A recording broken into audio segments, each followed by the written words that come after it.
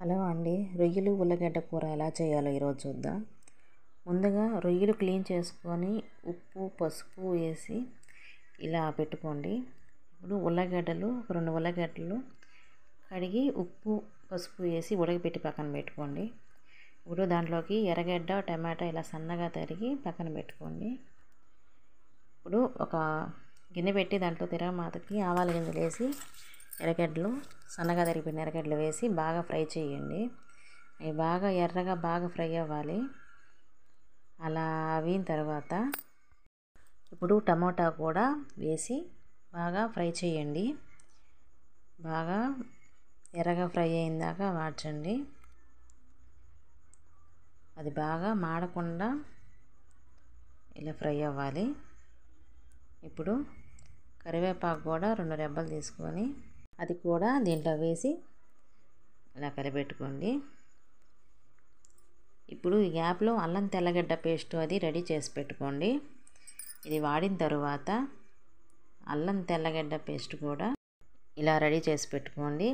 అది ఒక 2 స్పూన్లు ఇలా తిరగమాతలో వేసి అది కూడా బాగా ఫ్రై చేసుకోండి, పచ్చివాసన పోయిందాక. మరి మంట ఎక్కువ పెట్టబాకండి, అడుగు మాడిపోతుంది.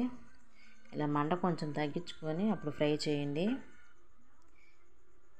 పచ్చివాసన పోయిందాక బాగా ఇలా కలిపెట్టండి. ఆయిల్ కొంచెం పైకి వస్తుంది. ఇలా వచ్చిన తర్వాత మనం ముందుగా ఉప్పు పసుపు వేసి పెట్టుకున్న రొయ్యలు కూడా దీంట్లో వేసి కలిపెట్టండి.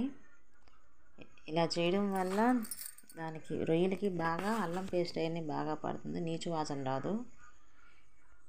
ఇప్పుడు దాంట్లో 1 స్పూను కారం వేసి దాన్ని కూడా మొత్తం అయ్యేలా బాగా కలిపెట్టండి, రొయ్యలు అంతా పట్టేటట్టు.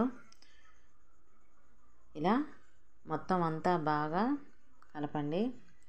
నీళ్ళు పోయబాకండి. నీళ్ళు పోయకుండా ఇలా కలిపెట్టి మంట సిమ్లో పెట్టి సిమ్లోనే కొంచెం ఉడితే ఆ రొయ్యల్లో ఉండే నీళ్ళన్నీ వచ్చి కొంచెం రొయ్య బాగా ఉప్పు కారం అన్నీ బట్టి బాగా ఉడుకుతుంది. ఇలా ఒక 5 నిమిషాలు మంట సిమ్లో పెట్టిన తర్వాత ఇప్పుడు 1 గ్లాస్ వాటర్ పోసుకోండి. ఇలా అడుగంటకుండా ముందు కలిపెట్టుకోండి. ఇలా కలిపెట్టుకున్న తర్వాత 1 గ్లాస్ నీళ్ళు చూసుకొని పోసుకోండి. మరి ఎక్కువ పోయబాకండి, మరి పాలచన అయిపోతుంది కూర. ఇలా పోసుకొని అంతా ఇలా కలిపెట్టుకొని ఒక 5 నిమిషాలు ఇలా ఉడకనివ్వండి. ఇలా ఉడికిన తర్వాత మనం ముందుగా ఉడకపెట్టుకున్న ఉల్లగడ్డలు కొంచెం చిన్న ముక్కలుగా కట్ చేసి అవి కూడా వేయండి.